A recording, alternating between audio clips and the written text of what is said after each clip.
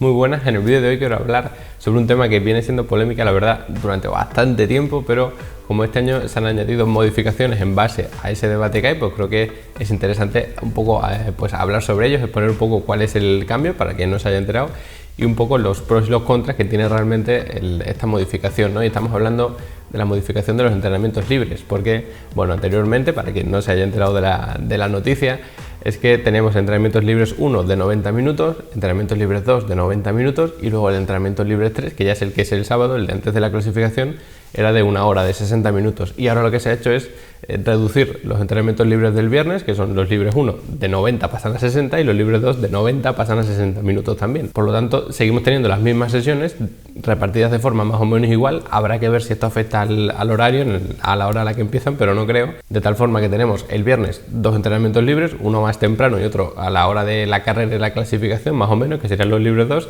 y luego el sábado pues seguimos teniendo los libres 3, como siempre, antes de la clasificación, unas horas antes, de 60 minutos, que eso siempre ha sido así. Entonces, ¿hasta qué punto puede afectar eso? O más o menos, ¿por dónde viene ese debate? Pues digamos que el debate viene un poco porque decían que tenían demasiado tiempo para entrenar, los equipos tenían demasiado tiempo para probar cosas en pista, entonces eso hacía que luego el día de la carrera o el día incluso de la clasificación pues no hubiese cierta incertidumbre, ¿no? O que no hubiese cierto caos, o simplemente que no hubiese cosas que a los equipos se les escapasen de las manos, a no ser por supuesto que tuviésemos pues grandes premios de lluvia o tuviésemos grandes premios con que a lo mejor pues un día está casi lloviendo y otro día hace un sol tremendo, o un día tiene una temperatura muy baja y otro tiene una temperatura altísima. Entonces, bueno, cuando pasa eso, pues evidentemente sí que hay cierta incertidumbre, pero como lo normal es que más o menos las condiciones sean parecidas, sobre todo las de los libres 2, pues eso hace que los equipos tengan mucho tiempo para entrenar, porque recordamos que los libres 2 normalmente se divide la sesión en 3, una pequeña parte muy corta en la que básicamente lo que hacen es ajustar algunos reglajes del coche. Luego tienen una tanda de intentar hacer una vuelta de clasificación buena y luego otra tanda en la que intentan hacer pues stints más largos, ¿no? Tandas más largas, simulando lo que puede pasar en carrera, de tal forma que tienen mucho tiempo, en torno a media hora a lo mejor, mínimo para clasificación y mínimo para carrera, para entrenar pues todos los aspectos que quieran, para luego no llevarse sorpresas en la carrera, que se supone que es lo que pues lo que la mayoría de gente quiere, ¿no? Que haya sorpresas en la carrera, que haya cierta emoción. Entonces, bueno, tampoco me quiero liar mucho con explicando todo el tema de los entrenamientos libres y todo eso, que además pues aprovecho ya de paso para contaros que en Level Up Academy pues tenemos un curso dedicado exclusivamente a la Fórmula 1, que se llama Fundamentos de la Fórmula 1, y explicamos cómo se organizan los grandes premios, qué se hace en cada una de las sesiones y bueno, un montón de conceptos más interesantes que bueno, pues tendréis como siempre el enlace por ahí en la descripción o un comentario para que le echéis un ojo. Pero bueno, además el año pasado también más o menos se probó la estrategia de reducir el número de entrenamientos libres, es decir, en vez de tener 3 entrenamientos libres, tener 2, para que por supuesto pues tengan menos tiempo para hacer los reglajes y menos tiempo pues al final para hacer sus simulaciones de carrera, ¿no? Que no tengan tanta información sobre cómo se van a degradar los neumáticos y que así pues haya pilotos y equipos que prueben cosas diferentes, que eso siempre es positivo, pero bueno, eso al final parece que más o menos se ha descartado. Se está barajando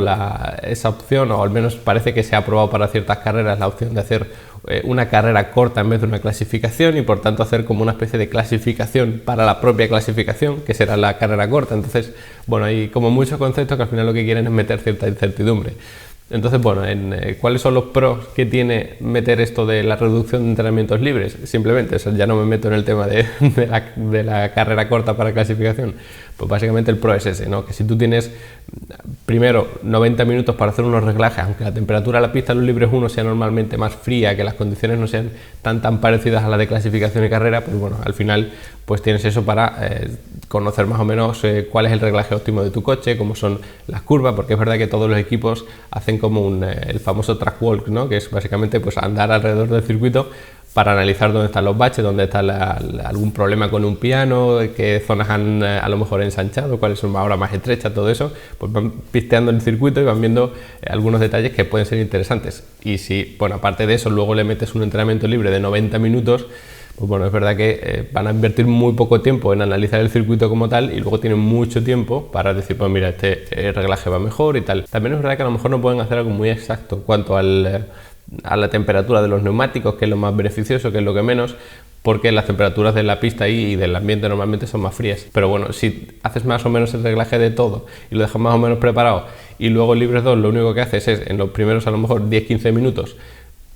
arreglar el problema de las temperaturas con los neumáticos, que es verdad que puede ser muy complicado arreglar solamente eso puntual, pero bueno, digamos que a lo mejor en 10-15 minutos ya tienes prácticamente el reglaje hecho y lo único que haces es simulaciones y simulaciones y simulaciones. Entonces, pues ya sabes perfectamente cómo se van a degradar los neumáticos, cuál es el más rápido, cuál es el que no tienes que montar bajo ningún concepto. Entonces, al final, pues es como que todo el mundo tiene la información perfecta y nadie falla las estrategias, todo el mundo prueba la misma estrategia con los neumáticos. Entonces, bueno, al final se hace un poquito más monótono. Entonces, si reducimos entrenamientos libres 1 y además reducimos entrenamientos libres 2 media hora cada uno, pues a lo mejor hay unos reglajes más diferentes por el hecho de haber reducido los entrenamientos libres 1 y más incertidumbre en clasificación y carrera, sobre todo en carrera con el tema de las estrategias, porque en libres 2 no has tenido tanto tiempo para hacer tus simulaciones. Entonces, bueno, pues lo que se hacía habitualmente era una tanda muy larga, un piloto con el neumático blando, por ejemplo, y el otro piloto del equipo, pues una tanda muy larga con el neumático medio. Entonces el equipo ya tenía muchísima información. Si lo reduces, pues a lo mejor en vez de hacer una tanda de, en el mejor de los casos, a lo mejor 12-15 vueltas, pues la tienes que hacer de 6 u 8 vueltas. Entonces, con esa tanda a lo mejor ya tienes menos información, has podido rodar menos y al final pues tenemos más incertidumbre. Pero ¿qué pasa? Que esto no es todo tan perfecto y también tiene contras y son bastante importantes. En mi opinión, pues el primer contra que le veo es que esos entrenamientos libres no solo sirven para, digamos, que adaptar el coche y el piloto a un propio gran premio o una carrera, sino que también sirve para desarrollar los coches. Entonces, ¿a quién perjudica esto? Pues a los equipos más pequeños, que es verdad que se van a beneficiar en cierto modo, pues a lo mejor los pilotos que siempre están entre las posiciones 5, la 8 o más o menos por ahí, pues si metemos esa incertidumbre con las estrategias, a lo mejor pueden escalar a un podio, a lo mejor incluso ganar una carrera si hay algo muy caótico. Pero por otra parte es como que, bueno, vale, te beneficia para esta carrera concreta, pero a largo plazo no te va a beneficiar mucho. Que podrás pensar, bueno, pero es que al final lo que se ha visto es que los equipos de arriba siempre están arriba. Y bueno, es verdad que en la zona media, pues unos suben, otros bajan y demás, pero al final en la zona alta, que es lo que al fin y al cabo pues nos interesa más, pues siempre están los mismos. Entonces, aunque le demos más tiempo de desarrollo a los coches, resulta que no llegan. Pues entonces se lo quito. También es verdad, pero bueno, al fin y al cabo yo creo que es también quitar esa oportunidad, aunque no se haya estado aprovechando como tal, por decirlo de alguna manera, tampoco parece la solución óptima. Entonces, bueno, tienes que tener en cuenta eso, ¿no? Que tienen menos tiempo para desarrollar los coches, porque sí pueden hacer simulaciones en las fábricas y demás, pero las simulaciones están muy limitadas y al final los problemas más famosos en los últimos años yo creo que ha sido el problema de las correlaciones, porque bueno, haces tu simulación y luego vas al circuito y te das cuenta que eso no es así. Pues evidentemente los equipos con menos recursos pueden hacer menos simulaciones o más lentas, entonces al final son los equipos pequeños quizá los que más se ven perjudicados en esto, ¿no? Porque si tú le das una hora para desarrollar el coche a todo el mundo, probablemente los equipos pequeños sean los que más intenten aprovecharlo, ¿no? Caso claro de McLaren, pues que en muchos grandes premios pues probaban un nuevo alerón, o probaban un nuevo backboard o lo que sea.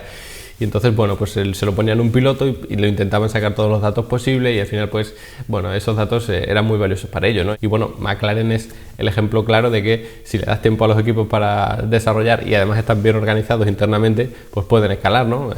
Hace nada estaban al final de la parrilla y hoy pues luchando por ser el tercer, cuarto equipo, así que, bueno, yo creo que son un buen ejemplo. Luego además tenemos el otro inconveniente que también está un poco relacionado,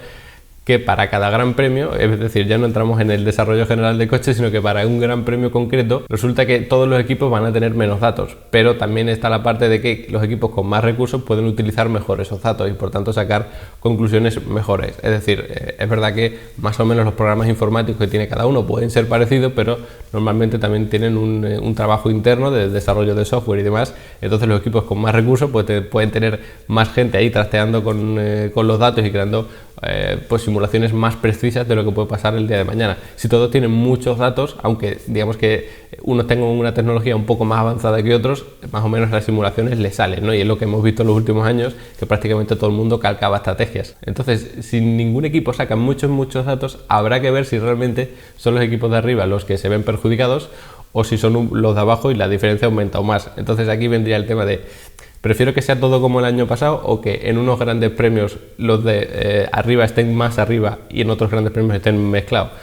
Bueno, pues quizá la segunda opción es la que más interesa a la gente, es decir, que bueno, que cuando vaya a ganar Mercedes y Red Bull detrás, pues que lo hagan a la distancia que quieran, incluso más si hace falta, pero que haya algunos grandes premios puntuales en los que no estén ahí y que por lo menos en esa carrera pues tengamos un poco más de emoción. Habrá que verlo porque de todas formas también hay que recordar que el año pasado también tuvimos carreras tremendas en las que Mercedes pues no terminó de dominar por problemas con los neumáticos, de sobrecalentamiento, todas esas cosas. Entonces, bueno, habrá que ver en ese sentido. Y luego ya por último, otro contra que tiene es que evidentemente los aficionados tienen menos tiempo. Es verdad que los entrenamientos libres desde casa pues se ven muy pocos, si es que se llegan a ver, entonces bueno, no es que además te los quites, sino que te reducen media hora. Si hubiésemos reducido un entrenamiento entero, es decir, que tuviésemos 2 en vez de 3, entonces a lo mejor sí que podría afectar más, pero en cualquier caso a quienes más afectan es a la gente que va al circuito. Es bastante caro acceder a un gran premio de Fórmula 1, entonces bueno, pues si te quitan además un entrenamiento libre entero, pues eso te perjudica más todavía. Quitando media hora en entrenamiento libre 1 y media hora en el entrenamiento libre 2, quizá no afecte tanto a la gente que va a los circuitos, pero aún así pues es un dinero bastante alto el que tienes que pagar, que evidentemente lo pagas para clasificación y sobre todo para carrera. Pero bueno, el hecho de que tengas esa hora y media más o menos por la mañana y hora y media por la tarde, pues yo creo que también es un aliciente, ¿no?, a la gente que va a las carreras. Entonces, bueno, pues tiene sus pros y sus contras. Al final, los contras son estos. Yo creo que a los equipos pequeños les va a ser más difícil desarrollar los coches por todo el tema además que tenemos de los tokens y demás. Puede que los equipos grandes puedan aprovechar los pocos datos que van a tener mejor que los equipos pequeños, y luego además los aficionados tienen menos tiempo. Pero el contra es que en la carrera podemos tener estrategias mucho más diversificadas, podemos tener mucha más emoción, que los de arriba pues digamos que tengan algún tipo de problema con los neumáticos y su estrategia, que eso es al final por lo que se busca un poco la Fórmula 1, ¿no?, que haya un poquito más de caos. Así que nada, este vídeo era simplemente eso, ¿no?, una especie de reflexión sobre los pros y los contras que tiene esto de haber reducido un poquito los entrenamientos libres, informar para que no subiese las noticias, y nada, pues veremos cómo se adaptan los equipos a esto, cómo hacen sus simulaciones tanto de carrera como de clasificación. Y nada, si tienes alguna opinión o lo que sea y lo quieres mencionar, pues lo tenemos en los comentarios y ahí podemos seguir hablando. Así que nada, este ha sido el vídeo de hoy, nos vemos en el siguiente.